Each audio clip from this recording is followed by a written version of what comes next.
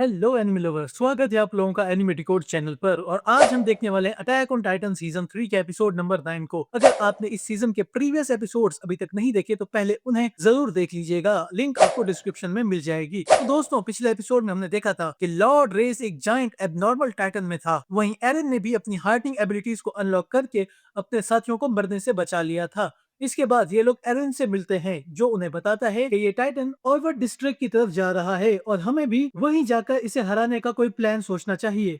साथ ही Irwin Historia को भी उनकी नेक्स्ट क्वीन बनने को बोलता है। हिस्टोरिया एक शर्त पर मान लेती है कि वो लॉर्ड रेस को मारने की मिशन में हिस्सा लेगी। तो चलिए अब जानते हैं आगे की कहानी को और शुरू करते हैं हमारे एपिसोड नंबर 9 को, जिसका नाम है ruler of the walls. Episode 9 की शुरुआत में हम देखते हैं कि लॉर्ड रेस एक धड़कते हुए ज्वालामुखी की तरह डिस्ट्रिक्ट की तरफ बढ़ रहा है। ये देखकर सोल्जर पैनिक हो जाते हैं और एरविन पर गुस्सा होने लगते हैं, क्योंकि वो ऑर्बिट डिस्ट्रिक्ट के लोगों को बाहर नहीं निकालना चाहता था। जिसके रिप्लाई में हांजी बताती है कि वो टाइटन एक एबनॉर्मल टाइटन है जो लोगों की क्राउड पर अटैक करता है।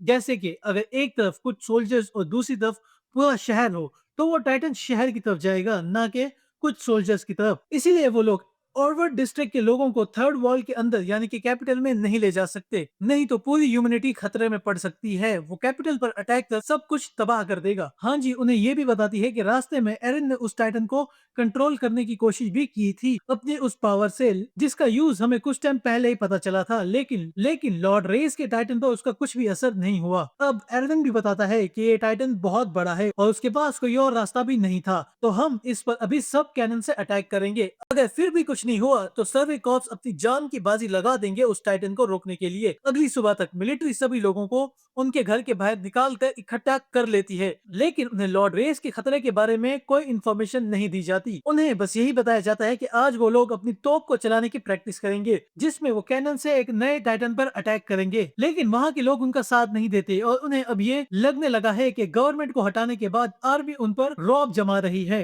और उन्हें ये बताना चाहती है कि हम उनके गुलाम हैं। इन सब के चलते उन्हें अपनी पहले वाली गवर्नमेंट सही लगने लगी है, पर इसके फौरन बाद ही उनका ध्यान वॉल की दूसरी तरफ स्ट्रीम पर जाता है, जो उस टाइटन में से निकल रही थी, जिसे देखकर वो थोड़ी देर के लिए काफी डर जाते हैं। वॉल्सीना के ऊपर कैस्टर लॉर्ड रेस पर पहला कैनन अटैक करवाता है, जिससे उसे ज्यादा फर्क नहीं पड़ता और वो वॉल के ज्यादा करीब आता जाता है। जिसके बाद वॉल के नीचे रखे कैनन से अटैक किया जाता है, लेकिन वो उसे भी नुकसान ना के बराबर पहुंचा रही थी। इसे देखकर एरविन और लिवाई डिसाइड करते हैं कि जो अटैक वॉल के ऊपर से हो रहे हैं वो ज्यादा इफेक्टिव हैं। उस टाइटन को हराने के लिए हांजी कुछ रस्सियां, नेट और ढेर सारा गन पाउडर के साथ आती है और उनके आसपास दो कार्ट्स भी थे जिनमें गन पाउडर था, जो बिल्कुल ओडियम गियर की तरह लग रही थी और इजीली फायर की जा सकती थी। अब एरविन लिवाई, जीन, साशा और कोनी को वॉल की दूसरी तरफ भेज देता है और खुद वहीं लिवाई स्क्वाड के बाकी मेंबर्स के साथ हांजी की हेल्प करने के लिए रुक जाता है। वो हिस्टोरिया के पास आके उसे कहता है कि अगर ये लोग जिंदा बचे तो तुम्हें अगली क्वीन बनाया जाएगा।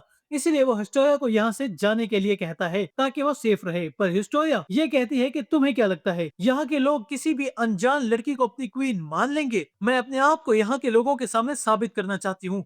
एरन इन बातों को सुन रहा था। उसे लगता था कि हिस्टोरिया उन सब में से वीक है, लेकिन वो काफी स्ट्रांग है। अगर कोई वीक है तो वो खुद एरन है। और वो कहता है कि मैं हर बार किसी मुसीबत में फंस जाता हूँ और मुझे बचाने के लिए ना जाने कितने सोल्जर्स मारे जाते हैं। मैं तो टाइटन्स से सबसे ज्यादा नफरत करता था और अब मैं खुद एक टाइटन बन गया हूँ। अगर मैं वॉल मारिया कर होल बंद भी कर दूं तो क्या इससे ह्यूमैनिटी बच पाएगी? और वो नीचे खड़े कुछ बच्चों को देखता है जो उनकी तरफ उम्मीद से देख रहे थे। उनको देख एरन को अपना बचपन का वो दिन याद आता है जिस दिन उसने कोलोसल टाइटन को पहली बार देखा था और वो वॉल तोड़कर अंदर आया था। पर यह सुनकर आर्मिन कहता है कि वो टाइम अलग था, वहाँ हमारी हिफाजत करने के लिए कोई भी नहीं था, पर आज इनकी हिफाजत करने के लिए यहाँ आर्मी और हम हैं। तो दोस्तों, एरन को खुद पर गुस्सा आ रहा था और वो खुद को ही मुक्के मारने लगता है। आर्मिन और मिकासा उसे रोक देते हैं। एरन उन्हें बताता है कि वो अपने अंदर के कमजोर इंसान को खत्म कर रहा है। उसके बाद हम देखते हैं कि वो टाइटन वॉल के बिल्कुल पास आ चुका है और उसकी बॉडी पर कैनन की वजह से काफी छेद हो चुके थे। अब कैस्टर अपनी आर्मी से कहता है कि टाइटन की गर्दन पर निशाना लगाएं और तभी वहां की हवा का रुख बदल जाता है, जिससे उस टाइटन की गर्मी सीधा मिलिट्री पर आने लगती है। उन्हें टाइटन दिखना भी बंद हो जाता है और उसकी हीट से वो जलने लगते हैं, पर फिर भी वो वहां से हटते नहीं। कैस्टर उन्हें अब भी नीचे फायर करने के लिए कहता है। जैसे ही मिलिट्री अपना राउंड फायर करती है, तभी उस टाइटन के हाथ वॉल पर आ जाते हैं और वो वॉल का सहारा लेकर खड़ा होना शुरू होता है, जिससे वॉल पर भी असर होता है और वो टूटने लगती है। ये टाइटन वॉल से भी दुगना बड़ा था और उसका पेट और मुंह बुरी तरह से घिस गया था, क्योंकि वो अपनी पूरी बॉडी घसीटते हुए आ रहा था। इस वजह से उसके इंटरनल ऑर्गन्स भी वॉल पर गिरने लगते हैं, जिससे ये टाइटन और भी भयंकर और डेंजरस लग रहा था। इसे देखकर वहां के लोग भी पैनिक होकर भागने लगते हैं।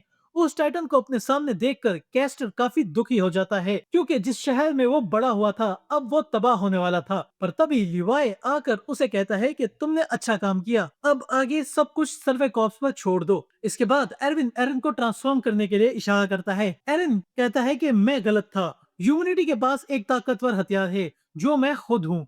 इतना कहकर एल अपना हाथ काट लेता है और फिर अटैक टाइटन में ट्रांसफॉर्म हो जाता है। एरविन के सिग्नल पर वो लोग गन पाउडर वाला कार्ड टाइटन के हाथ पर शूट करते हैं और कार्ड उसके पास जाते ही उसकी स्टीम से ब्लास्ट हो जाता है, जिस वजह से वो टाइटन अपना बैलेंस खो देता है और उसका चेहरा वॉल पर लग जाता है। इसके बाद एरन सारा गन पाउडर लेकर लॉर्ड रेस की तरफ भागता है। असल में ये उनका प्लान था कि वो ढेर सारा बारूद लॉर्ड रेस के गले में डालकर ब्लास्ट कर देंगे, जिससे जिससे उसकी गर्दन और पूरी बॉडी डिस्ट्रॉय हो जाएगी। खैर, एरिन ऐसा ही करता है और सारा बारूद उसके गले में डाल देता है। सारा गन पाउडर उसकी हीट से ब्लास्ट हो जाता है और टाइटन की बॉडी अंदर से फट जाती है और उसके टुकड़े टुकड़े हवा में गिरने लगते हैं। जिसके बाद एरविन स्काउट्स को ऑर्डर देता है कि वो लोग अपने ओडियम गेयर यूज करके टाइटन के बचे कुचे बॉडी पार्ट्स को भी हवा में खत्म कर दे। अगर उसकी नेक का हिस्सा बच गया तो वो फिर से रीजनरेट होने लगेगा। सब स्काउट लॉर्ड रेस के टुकड़े काटने में लग जाते हैं, क्योंकि जैसा कि हम सबको पता है कि टाइटन्स की नेक के अंदर ही उनका यूजर छुपा हुआ होता है। तो जब तक उसकी नेक नहीं कटेगी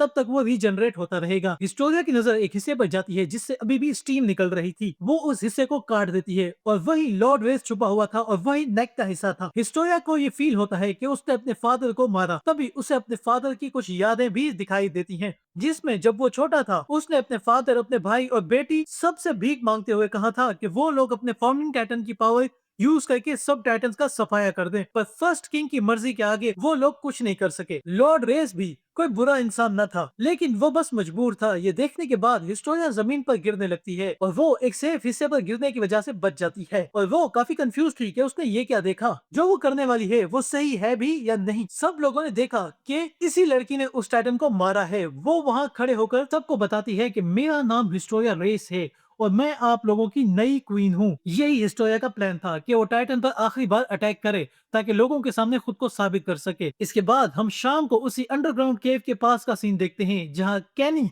काफी जख्मी हालत में बाहर आता है और वो कुछ लोगों को याद करता है जिनसे वो पहली बार मिला था। सबसे पहले वो यूरी को देखता है जो उसे माफी मांग रहा था। फिर वो एक छोटे कमजोर बच्चे को देखता है जिससे वो उसका नाम पूछ रहा था। फिर उसे सांस और केविन भी दिखाई देते हैं जो कि उसी केव में मर गए थे। कैनी किसी तरह से एक पेड़ का सहारा लेकर बैठ जाता है। वहाँ वो ढंग से सांस भी नहीं ले पा रहा था। तभी वहाँ पे लिवाई आ जाता है जो उसे बताता है कि तुम्हारी स्क्वाड में सभी लोग मलबे के नीचे दबकर मर चुके हैं और बस तुम ही जिंदा बचे हो। अब लिवाई अपने साथी को भी वहां से भेज देता है और कैनी से कहता है कि तुम इतने घायल हो चुके हो कि तुम्हारा बचना अब मुश्किल है। कैनी पहले तो हंसता है और कहता है कि तुम्हें ऐसा लगता है। तब वो अपने पास से एक टाइटन सीरम का इंजेक्शन निकालता है जिसे लगाने से वो टाइटन में बदल सकता है। ये देखकर लिवाई शॉक हो जाता है और ये एपिसोड यहीं पर खत्म हो जाता है। तो दोस्तों, आपको ये धमाकेदार एपिसोड कैसा लगा कमेंट करके जरूर बताइएगा। और आपको क्या लगता है, क्या कैनी उस इंजेक्शन को लगा के खुद भी टाइटन में बदल जाएगा? अगर वो भी लॉर्ड रेस की तरह एब्नॉर्मल टाइटन में बदल गया तो क्या होगा? और कैनी ने अपनी यादों में क्या देखा था? इन सभी सवालों के जवाब हमें मिलेंगे अगले एपिसोड में, तो उसे बिल्कुल मिस मत कीजिएगा। चैनल पे नए हो तो चैनल को सब्सक्राइब करके बेल आइकन दबा दीजिएगा ताकि आपको नेक्स्ट एपिसोड का नोटिफिकेशन भी मिल जाए। मैं आप लोगों से मिलता हूँ बहुत जल्द नेक्स्ट एपिसोड में। तब तक के लिए बाय बाय।